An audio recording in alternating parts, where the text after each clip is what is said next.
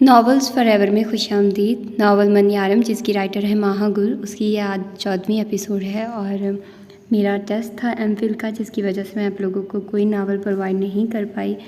پوری کوشش ہوگی کہ اب جتنا بھی ٹائم میں ہوں ادھر یونیورسٹی میں آپ لوگوں کو پرووائڈ کرتی رہوں، کیونکہ ابھی مجھے چھٹیاں نہیں ہوئی ہیں، ابھی بھی میری کلاسز ہو رہی ہیں۔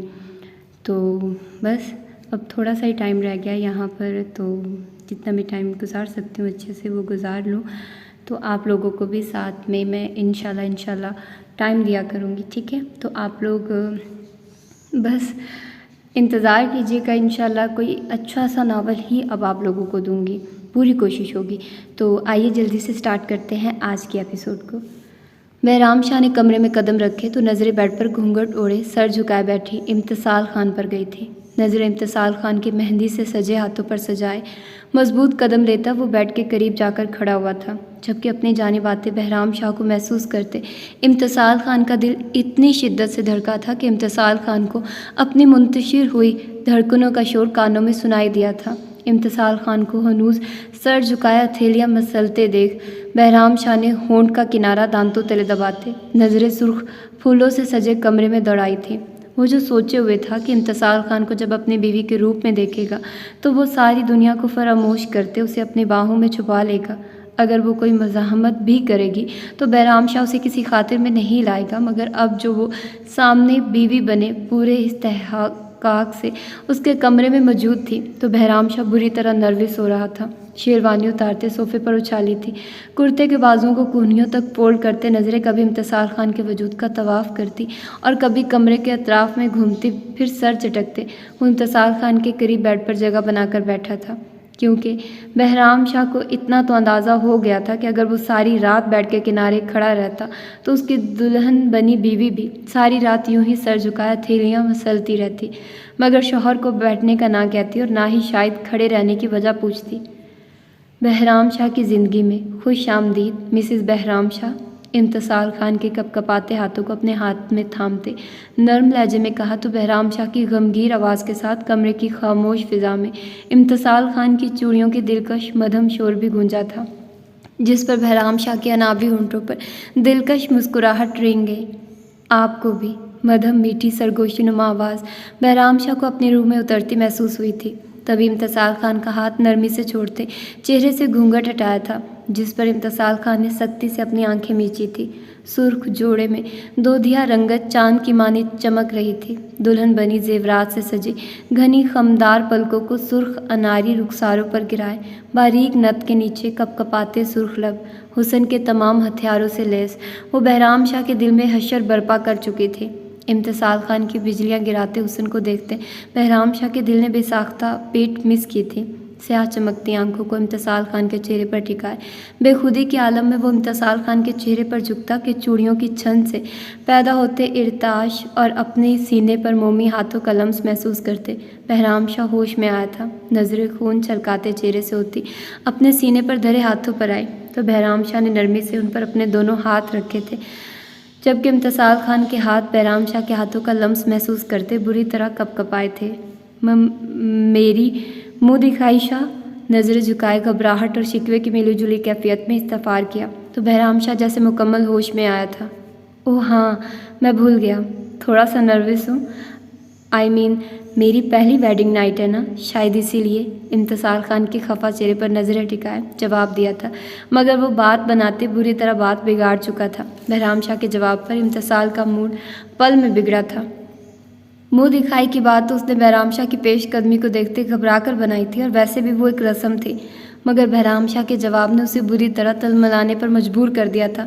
تبھی وہ جو کچھ دیر پہلے شرم و حیا سے سمٹ کر بیٹھی تھی اب آتش فشاں بنی اپنی جگہ سے کھسکی تھی۔ بیڈ پر پھیلے لہنگے پر بہرام شاہ کو بیٹھے دیکھ امتصال نے جھٹکے سے اپنا لہنگا کھینچا تھا کہ بہرام شاہ ہڑبڑا کر اپنی جگہ سے اٹھا تھا۔ اگر اس کا سارا دھیان امتصال خان کی جانب نہ ہوتا تو اسے پورا یقین تھا کہ امتصال خان کے ایسے لہنگا کھینچنے پر وہ زمین پر ضرور زمین بوس ہوتا۔ ابھی وہ امتصال خان کے پل میں بدلتے روپ کو سمجھ بھی نہ پایا تھا کہ وہ دبے دبے غصے میں گھرائی تھی۔ پہلی ویڈنگ نائٹ ہے؟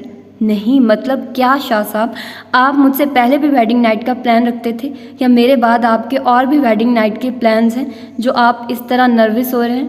اور رہی بات منہ دکھائی کی تو میری بلا سے کسی کو بھی دے دے، میں سمجھوں گی میں نے اپنا صدقہ دے دیا۔ وہ کیا کہہ رہی تھی نہیں جانتی تھی، غصے میں جو منہ میں آیا وہ کہتی، ایک نظر بہرام شاہ کے چہرے پر ڈالتی، دونوں ہاتھوں میں اپنا لہنگا سنبھالتی ڈریسنگ ٹیبل کی جانب بڑھی، جبکہ بہرام شاہ ناسمجھی سے امتصال خان کی پشت کو دیکھتے اس کے لفظوں کو سمجھنے کی کوشش کر رہا تھا۔ میرا وہ مطلب نہیں تھا مسز، وہ جو آئینے کے سامنے کھڑی اپنا زیور اتارتی ٹیبل پر پٹک رہی تھی، اپنے پشت سے آتی بہرام شاہ کی غمگین آواز کو سنتے، نظریں اٹھا کر آئینے میں نظر آتے اپنے عکس کے ساتھ بہرام شاہ کو دیکھا تھا، جو اپنے دونوں ہاتھ پشت پر باندھے کھڑا تھا۔ لو دیتی نظریں امتصال خان کے سراپے پر مرکوز تھی، جس کی تپش کو محسوس کرتے امتصال خان کے گال دہک اٹھے تھے۔ آپ میری منہ دکھائی بھول گئے؟ بہرام شاہ کے بازو سے تھام کر اپنی جانب رخ کرنے پر نظریں جھکائے مدھم لہجے میں شکوہ کیا، سارا غصہ جھاگ کی مانند ختم ہو چکا تھا۔ آپ منہ دکھائی کی بات کر رہی ہیں مسز؟ جب سے آپ ملی ہیں تب سے یہ بندہ ناچیز تو خود کو بھی بھولا بیٹھا ہے، شوخ لہجے میں کہتے نرمی سے امتصال خان کے ماتھے کو چھوتے اسے گلے سے لگایا تھا۔ ایک سکون کی لہر تھی جو امتصال خان کو اپنے رگوں پے میں سرایت کرتی محسوس ہوئی تھی۔ شاہ کیا ہماری سچ میں شادی ہو چکی ہے؟ مجھے یقین نہیں آ رہا ہے، ایسا لگ رہا ہے جیسے میں بہت خوبصورت خواب دیکھ رہی ہوں، لیکن اگر یہ خواب نہیں حقیقت ہے تو میرے لیے اس حقیقت سے خوبصورت اس دنیا میں کچھ بھی نہیں۔ اگر یہ خواب ہی ہے تو میں کبھی بھی آنکھیں نہیں کھولنا چاہوں گی، میں تاعمر اسی خواب میں جینا چاہتی ہوں جہاں آپ ہیں۔ ہماری محبت، چہرہ بہرام شاہ کی گردن میں چھپائے سرگوشیوں میں استفار کرتی اپنے دل میں اترتی محسوس ہوئی تھی۔ امتصال خان کی باتوں پر بہرام شاہ کے انابی ہونٹ مسکراہٹ میں ڈھلے تھے۔ خواب ہو تو ٹوٹ جانے کا خدشہ ہوتا ہے، کیونکہ خواب جتنے بھی خوبصورت کیوں نہ ہو آنکھ کھلتے ہی ٹوٹ جاتے ہیں۔ یہ حقیقت ہے، بہت خوبصورت، اور حقیقت کبھی نہیں بدلا کرتی۔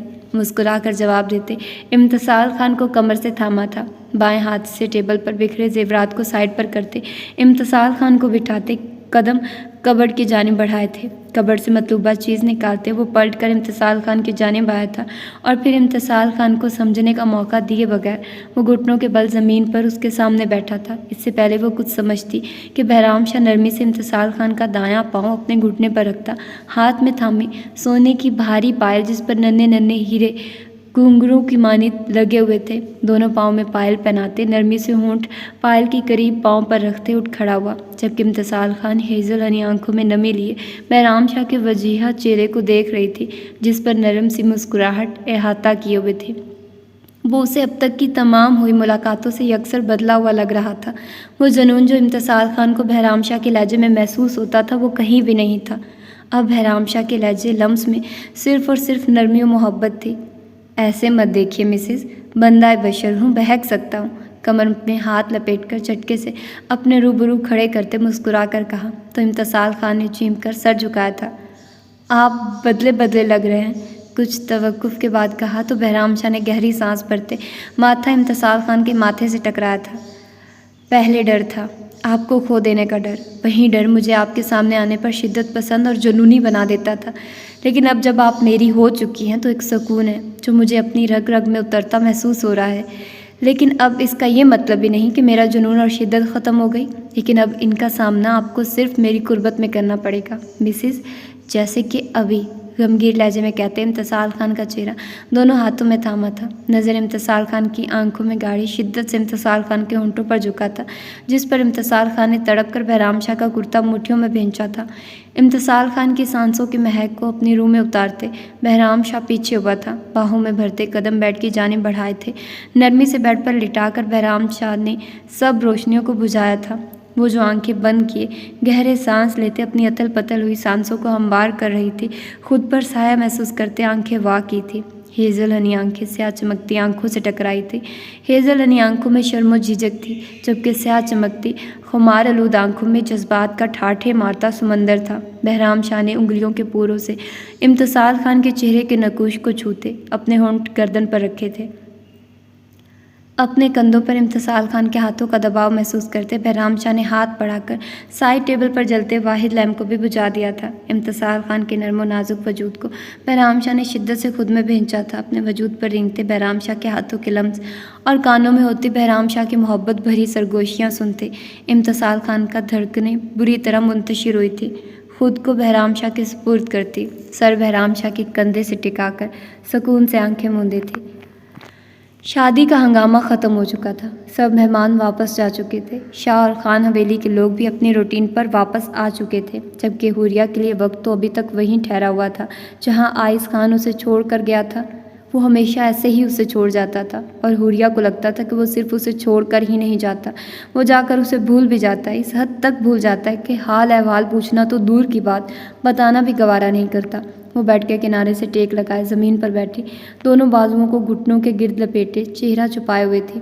کمرے میں پھیلتی سورج کی روشنی کو محسوس کرتے حوریہ شاہ نے اپنی سرخ محترم آنکھوں کو بامشکل وا کیا تھا۔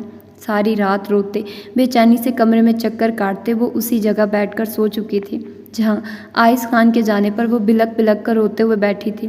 گھٹنوں سے ہاتھ ہٹائے تو جسم میں پیدا ہوتی حرکت کے ساتھ درد کی لہریں بھی جسم میں سرایت کی، جس پر حوریہ شاہ نے سختی سے ہونٹ بھینچے تھے۔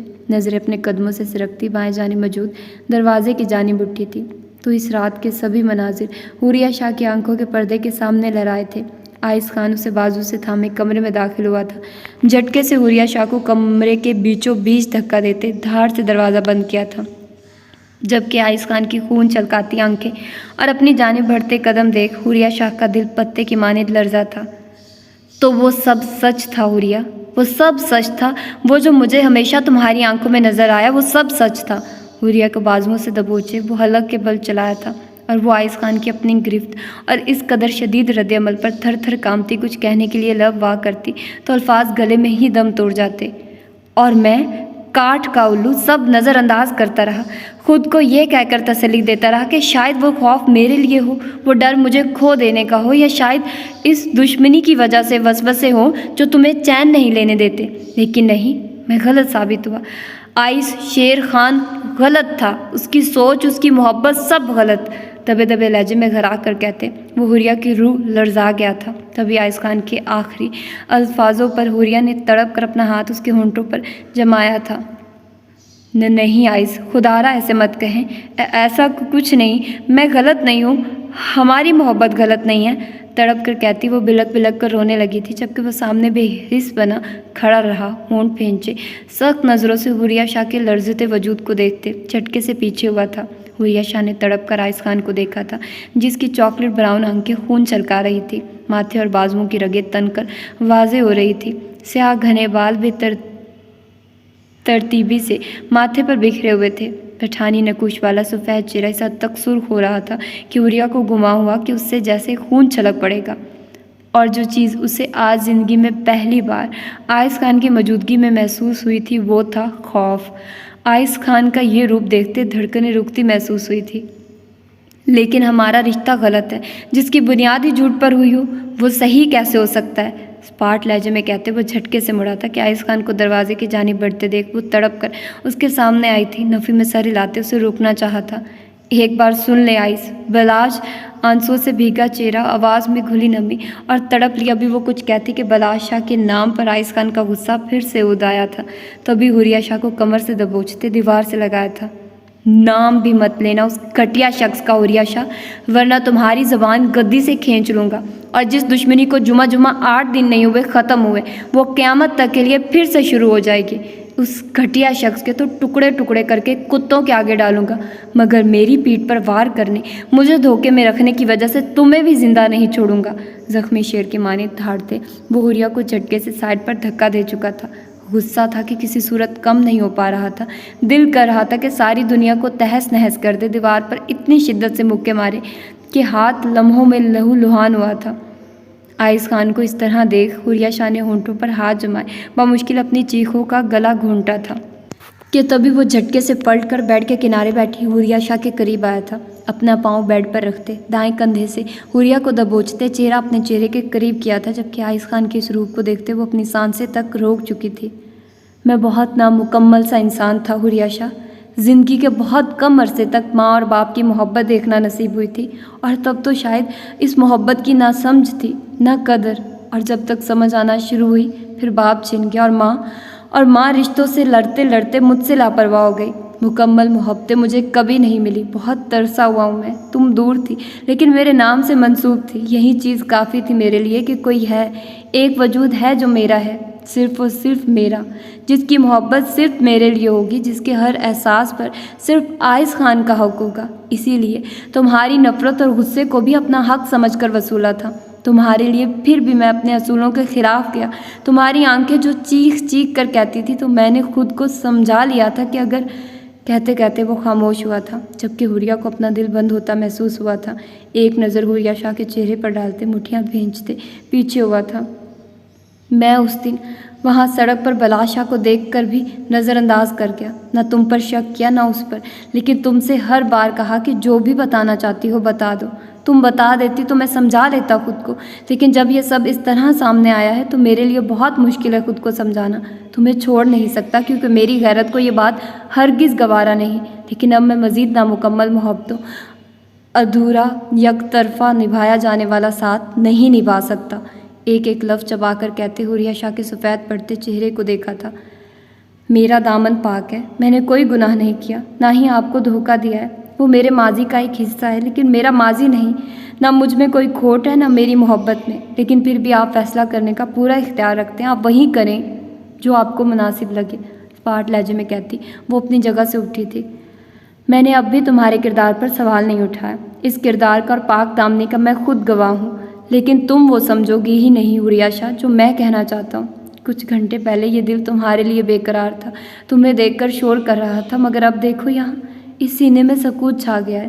مجھے جو کچھ دیر پہلے تمہاری چاہ تھی اب نہیں ہے۔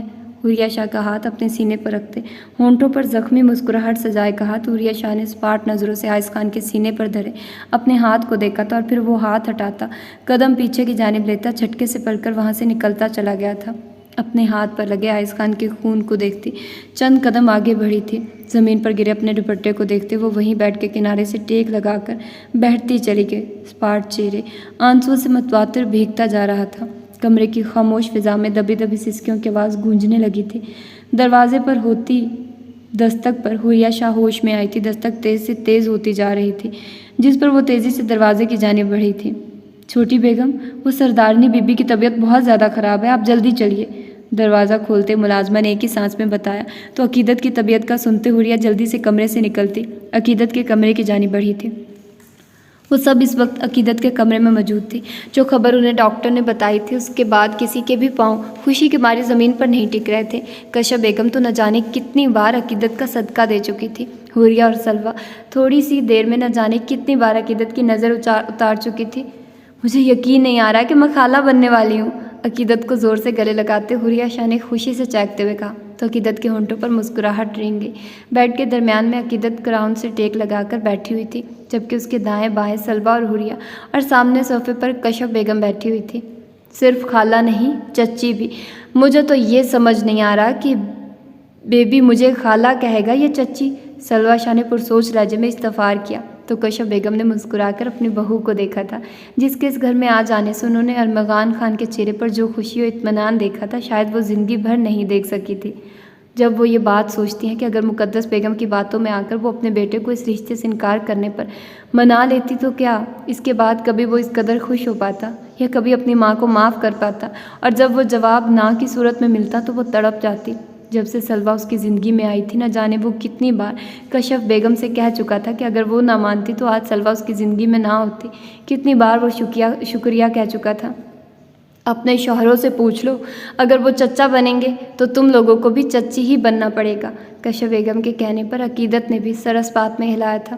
عقیدت، زرگام نے بتایا کہ وہ کب تک آئے گا؟ نہیں ممانی، اس سلسلے میں میری کوئی بات نہیں ہوئی۔ رات میں زرگام کا میسج آیا تھا کہ وہ کام ختم کر کے جلد آ جائے گا، لیکن کتنی جلدی آئے گا یہ نہیں بتایا۔ کشف بیگم کے پوچھنے پر بتایا تو انہوں نے سمجھنے کے انداز میں سر ہلایا تھا۔ زرگام زمینوں کے کسی کام کے سلسلے سے گاؤں سے باہر گیا ہوا تھا۔ صرف وہی نہیں، شاہ حویلی اور خان حویلی کے سارے مردی کام کے سلسلے میں گاؤں سے باہر تھے، سوائے ارمغان خان اور بلا شاہ کے۔ لالا کو بتایا آپ نے؟ حوریہ کے پوچھنے پر عقیدت کے گالوں پر سرخی پھوٹی تھی۔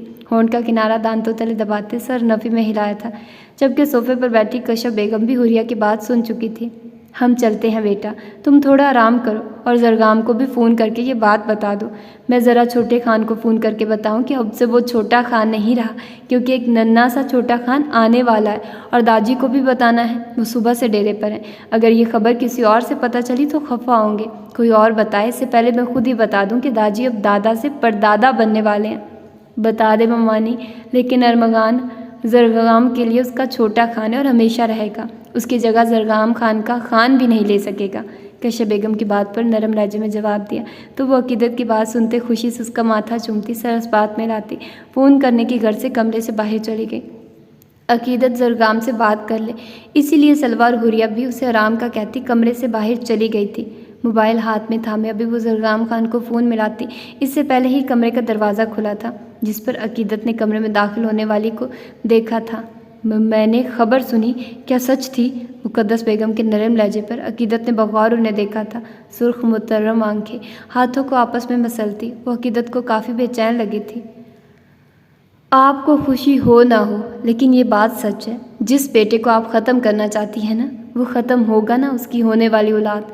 مقدس بیگم کا تو پتہ نہیں، لیکن عقیدت اس چھپن چھپائی کے کھیل سے تھک چکی تھی، اسی لیے دو ٹوک لہجے میں جواب دیتی وہ مقدس بیگم کو لمحے کے لیے ساکت کر چکی تھی۔ اپنی بات پر مقدس بیگم کا رنگ بدلتا چہرہ دیکھ عقیدت نے سر جھٹکا تھا۔ مبارک ہو، اللہ لمبی عمر دے تمہاری اولاد کو بھی اور سہاگ کو بھی۔ مقدس بیگم کی بات پر عقیدت کو جھٹکا ہی لگا تھا، کیونکہ ان کے لہجہ طنزیہ نہیں تھا، نرم تھا، محبت بھرا۔ عقیدت نے نظریں اٹھائے بغیر مقدس بیگم کے چہرے کو دیکھا تھا، اور وہ پچھتاوا، دکھ، تکلیف دیکھ عقیدت کو دوسرا بڑا جھٹکا لگا تھا۔ اگر وہ ڈرامہ کر رہی تھی تو عقیدت نے دل ہی میں ان کی اداکاری کو سراہا تھا، اور اگر وہ سچ تھا تو عقیدت سوچنے پر مجبور تھی کہ ایسا بھی کیا ہوا کہ مقدس بیگم کی کایا ہی پلٹ گئی۔ جس بیٹے کو خود مارنا چاہتی تھی، اس کے لیے اور اس کی ہونے والی اولاد کے لیے وہ دعائیں دے رہی ہیں۔ عقیدت کی بات پر بھی انہوں نے کوئی رد عمل ظاہر نہیں کیا۔ ابھی عقیدت انہیں کوئی جواب دیتی، اس سے پہلے ہی وہ تیزی سے کمرے سے نکلتی چلی گئی تھی۔ زرگام خان نے جلد آنے کا کہا تھا، اس لیے وہ اسے فون پر بتانے کا ارادہ ترک کرتی۔ گہری سانس لیتے، سر کراؤن سے ٹکاتے، آنکھیں موند چکی تھی۔ عقیدت کے ماں بننے کی خبر شاہ حویلی پہنچی تو امتسال اور پلوشہ عقیدت کے لیے گفٹس لینے کے گھر سے شہر چلی گئے۔ انہوں نے صبغہ کو بھی ساتھ چلنے کا کہا، لیکن اس نے یہ کہہ کر منع کر دیا کہ وہ دونوں اس کی طرف سے بھی عقیدت کے لیے گفٹ لے آئیں، کیونکہ شادی کی وجہ سے آفس کے بہت سے کام پینڈنگ پر تھے، جو کہ جلد از جلد نمٹانا بہت ضروری ہے۔ صبغہ کی وجہ سے انہوں نے بھی اپنا پلان کینسل کرنا چاہا، مگر صبغہ کے سمجھانے پر کہ وہ پھر کبھی ان کے ساتھ چلی جائے گی، اور ابھی تو گفٹ لانا بھی ضروری ہے کیونکہ کل وہ سب خان حویلی جانے والے تھے، تو مجبوراً وہ دونوں سمرین بیگم کے ہمراہ شہر روانہ ہو گئے۔ اپنے لیے چائے بنا کر صبغہ نے فریج سے چاکلیٹ کیک نکالا تھا، ٹرے میں چائے کے ساتھ کیک رکھتے قدم اپنے روم کی جانب بڑھائے تھے۔ وہ آفس کا کام کر رہی تھی کہ کام کے دوران اسے 4 کیک کی کریونگ ہوئی تھی۔ ملازمہ سے کہنے کے بجائے وہ خود ہی چائے بنانے کے گھر سے کچن کی جانب آئی تھی۔ کچن میں آنے سے پہلے وہ حلیمہ بیگم کے پاس چائے پوچھنے کا گئی، مگر وہ ظہر کی نماز پڑھ کر کچھ دیر آرام کرنے کی نیت سے لیٹ چکی تھی۔ صبغہ کے چائے پوچھنے پر انہوں نے مسکرا کر اسے بعد میں پینے کا کہہ کر انکار کر دیا تھا، جس پر وہ سر اسپات میں ہلاتی کچن میں آ گئی تھی۔ کچن سے باہر نکلتے اس نے ٹرے میں موجود کیک اور چائے کو دیکھا تھا۔ آنکھیں چھوٹی کی اس نے ٹرے کو اور لوازمات سے بھرنے کا سوچتے قدم لیے تھے۔ کباب اور نگٹس گرم کر کے ٹرے میں رکھتے آنکھوں میں چمک لیے ٹرے کو دیکھا تھا۔ ہیپی الون ٹائم، کمرے میں داخل ہوتے اسٹڈی ٹیبل پر ٹرے کو رکھتے پرجوش لہجے میں کہا تھا، ہاتھوں سے تالی بجاتے ایڑیوں کے بل وہ پڑھ رہی تھی۔ آگے بڑھ کر کرٹنز گرائے تھے، کمرے کی لائٹس آف تھی، وائٹ اور پرپل کلر کے فیری لائٹس آن کی تھی۔ سرخ رنگ کی موم بتی ٹیبل پر لیپ ٹاپ کے قریب رکھتے جلائی تھی، جس کے جلنے پر بھینی بھینی سی خوشبو ہوا میں بکھری تھی۔ آنکھیں موندے گہری سانس بھرتے صبغہ نے اسے خوشبو کو محسوس کیا تھا، پھر چیئر پر بیٹھتے ٹیبل کے قریب چہر کو کھسکا تھا، چائے کے کپ کو ہونٹوں سے لگاتے اپنے سامنے پڑی فائل پر تائیدی نگاہ ڈالی تھی، پھر اسے بند کرتے لیپ ٹاپ آن کیا تھا، چھوٹے سے سلور اسپون سے کیک کا ٹکڑا اٹھاتے منہ میں ڈالا تھا، پھر اسی چمچ کو انگلیوں میں دباتے ٹائپنگ کرنا شروع کی تھی۔ تمہیں دل لگی، بھول جانی پڑے گی، محبت کی راہوں میں آ کر تو دیکھو، تڑپنے پہ میرے نہ پھر تم ہنسو گے، کبھی دل کسی سے لگا کر تو دیکھو۔ وہ کمرے میں داخل ہوا تو لمحے کے لیے ٹٹکا تھا۔ کمرے میں گونجتی نصرت فتح علی خان کی آواز، کمرے کا فسوق خیز منظر اور سانسوں کو مہکا دینے والی بھینی بھینی خوشبو۔ نظر اطراف کا جائزہ لیتی بائیں جانب اسٹڈی ٹیبل کی جانب اٹھی تھی۔ وہ سامنے ہی بیٹھی تھی، دونوں پاؤں کرسی کے اوپر سمیٹے، شہد رنگ بالوں کا میسی سا جوڑا بنایا، لیمن کرتا کے ساتھ وائٹ کیپری پہنے۔ وہ کیک کھاتے بہت انہماک کے ساتھ اپنے کام میں اس قدر مصروف تھی کہ بلاشا کی موجودگی کا بھی احساس نہیں ہو پایا تھا۔ نظریں گردن اور چہرے کے گرد جھولتی آوارہ لیٹوں سے ہوتی، تیزی سے چلتی مخروطی انگلیاں پر آ کر رکی تھی، جنہیں دیکھتے بلاشا کو اپنے گلے میں گلٹی سی ابھرتی محسوس ہوئی تھی۔ جو کام صبغہ شاہ کی شور مچاتی محبت نہیں کر سکی تھی، وہ اس کی لاپرواہی، اس کی خاموشی کر گئی تھی۔ ایک لمحے کا کھیل تھا اور بلاشا دل ہار گیا تھا۔ بے خودی کے عالم میں وہ دروازہ پاؤں کی مدد سے بند کرتا صبغہ شاہ کی جانب بڑھا تھا۔ ہونٹوں کے پاس آئے، ہنسی کیا مجال ہے، دل کا معاملہ ہے، کوئی دل لگی نہیں، تمہیں دل لگی، بھول جانی پڑے گی۔ Did you miss me sweaty? بایاں ہاتھ کرسی کی پشت پر ٹکاتے جبکہ دائیں ہاتھ کو صبغہ شاہ کے بازو سے گزارتے صبغہ شاہ کے چمچ والے ہاتھ کو اپنی جانب کرتے چمچ پر لگے کیک کو کھاتے غمگین لہجے میں سرگوشی کی تھی، جبکہ بلاشا کی اتنی جلدی واپس آنے جانے اور اس طرح کے لہجے پر صبغہ شاہ کا دل بری طرح دھڑکا تھا۔ یہ دھڑکنوں کا تیز ہونا محبوب کے قرب کی وجہ سے نہیں تھا، یہ دھڑکنوں کی بے ترتیبی بلاشا کے زہر اگلتے لفظوں کے لیے ذہنی طور پر تیار ہونے کی وجہ سے تھی۔ اس نے کہا تھا کہ وہ آفس معاف نہیں کرے گا، اس کے ساتھ ناپسندیدہ لوگوں والا معاملہ رکھے گا، اور وہ اپنی بات پر قائم رہا تھا۔ کوئی دن ایسا نہیں تھا جب بلاشا نے اس کی تذلیل نہ کی ہو، کوئی لمحہ ایسا نہیں تھا کہ وہ اس کے پاس تھا اور صبغہ شاہ کو اپنے زہریلے لفظوں کی مار نہیں مارا تھا۔ اس نے کوئی جسمانی تشدد نہیں کیا تھا، مگر لفظوں سے ایسے وار کیے تھے کہ صبغہ شاہ کو اپنا پور لہو لہان ہوتا محسوس ہوا تھا۔ صبغہ نے اس دن کے بعد سے کوئی صفائی نہ دی تھی، وہ چپ چاپ بس اس شخص کے سارے رنگ دیکھ رہی تھی جسے اس نے سب سے زیادہ چاہا تھا، اور وہ جو بلاشا کی حویلی سے جانے پر کچھ دیر سکون کے لیے گزارنا چاہتی تھی، کسی ذہنی اذیت کے اب اس کے لوٹ آنے پر لب بھینچ گئی تھی۔ ابھی وہ اپنی ہی سوچوں میں غرق تھی کہ بلاشا نے بازو سے تھام کر جھٹکے سے صبغہ شاہ کو زمین پر کھڑا کیا تھا۔ میں کچھ پوچھ رہا ہوں، نظریں صبغہ شاہ کے اسپاٹ چہرے پر گاڑے سخت لہجے میں استفار کیا تھا، اور میں جواب دینا ضروری نہیں سمجھتی، نظریں جھکائے اسپاٹ لہجے میں جواب دیا تھا۔ اپنی سوچوں میں گم وہ اس بات پر بھی غور نہیں کر پائے کہ بلاشا نے اسے کیا کہہ کر مخاطب کیا تھا، اور نہ ہی اب وہ بلاشا کی آنکھوں کی چمک کو دیکھ پائی تھی جو پہلے سے یکسر مختلف تھی، اور وہ جو ہمیشہ کا انا پرست، کبھی انکار نہ سننے والا صبغہ شاہ کے جواب پر بری طرح تلملایا تھا۔ تبھی کندھوں پر رکھے ہاتھوں میں شدت آئی تھی جسے محسوس کرتے صبغہ شاہ نے سختی سے ہونٹ بھینچے تھے۔ میں اس وقت بہت مصروف ہوں، جو چاہتے ہو جلدی بتاؤ، بلاشا کے ہاتھ چٹکتے سر لہجے میں کہا تھا، جبکہ صبغہ شاہ کے رد عمل پر بلاشا نے سختی سے مٹھیاں بھینچی تھی، مگر پھر صبغہ شاہ کے لفظوں پر غور کرتے ہونٹوں پر معنی خیز مسکراہٹ رنگی تھی۔ چاہتا تو میں بہت کچھ ہوں، مگر فی الحال اس وقت مجھے تمہاری طلب ہے، اور میری طلب کے تقاضوں سے تم بخوبی واقف تو ہوگی نا؟ چہرے کے گرد جھولتی لٹ کو انگلی پہ لپیٹتے سرگوشی نما لہجے میں کہا تھا، جبکہ بلاشا کے الفاظوں پر صبغہ کو اپنے رگوں پہ میں غصے کی لہر دوڑتی محسوس ہوئی تھی، جس پر اس نے بامشکل قابو پایا تھا۔ میں تمہارے کسی بھی طرح کے گھٹیا تقاضوں کو نہیں سمجھتی۔ جن لوگوں کو تم اپنی پسندیدہ فہرست میں رکھتے ہو، یہ تقاضے بھی ان سے جا کر پورے کرواؤ، ایک ایک لفظ چبا کر کہتی، کرسی کو پیچھے کی جانب دھکیلتے وہ وہاں سے نکلتی کہ بلاشا نے غصے سے صبغہ شاہ کو بازوؤں سے کھینچتے کرسی پر پٹکا تھا۔ بکواس سننے کے موڈ میں نہیں ہوں میں، اور اتنی تم کاکی نہیں ہو کہ ایک شوہر کے تقاضوں کو نہ سمجھ سکو، اور ویسے بھی جتنی بار تم اپنی محبت کا ڈھول میرے آگے پیٹ چکی ہو، تمہیں تو چاہیے میری ایسی آفر پر میرے آگے بیچ دبے دبے لہجے میں گھرا کر کہتے۔ آخر میں لہجہ معنی خیز ہوا تھا۔ اس سے پہلے وہ اپنی بات مکمل کرتا کہ صبغہ شاہ کا ہاتھ اٹھا تھا اور بلاشا نے سختی سے جبڑے بھینچے تھے۔ زخم پہ زخم کھا کر جی، اپنے لہو کے گھونٹ پی، آہ نہ کر لبوں کو سی، عشق ہے دل لگی نہیں، دل لگا کر پتہ چلے گا تمہیں، عاشقی دل لگی نہیں ہوتی۔ تم نہایت ہی گھٹیا شخص ہو بلاشا۔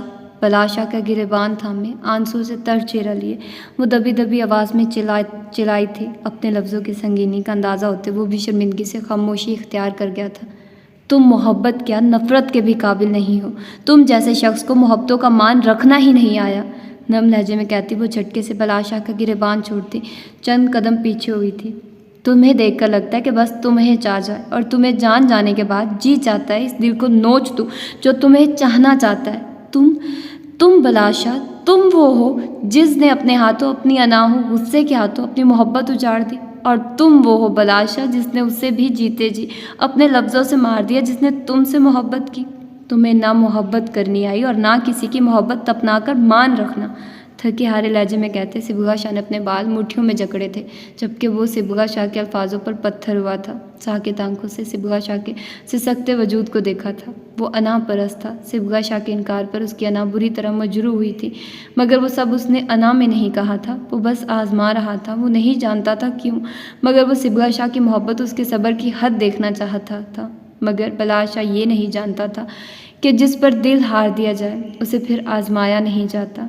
मुहिब कहाँ महबूब को आजमाता है, वो तो महबूब के हर रंग हर रूप को आंखें बंद किए दिल में उतार लेता है।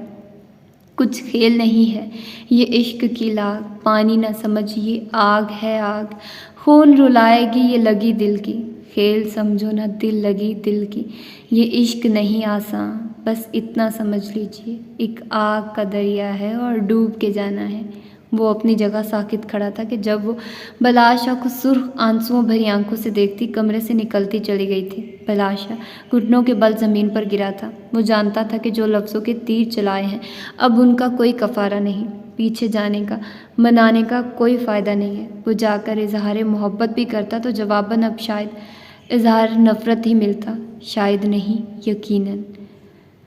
तो ये है आज की एपिसोड। होप सो कि आप लोगों को पसंद आई होगी। अपना फीडबैक देना मत भूलिएगा और पूरी कोशिश होगी कि एक और एपिसोड आप लोगों को आज ही मिल जाए मन्यारम की।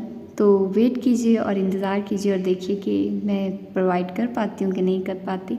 तो अपना फीडबैक देना मुझे मत भूलिएगा और बताइएगा कि आप लोगों को ये नावल कैसा लग रहा है, कैसा जा रहा है। तो मिलते हैं इंशाल्लाह इसके अगले एपिसोड में। टिल देन अल्लाह हाफिज़।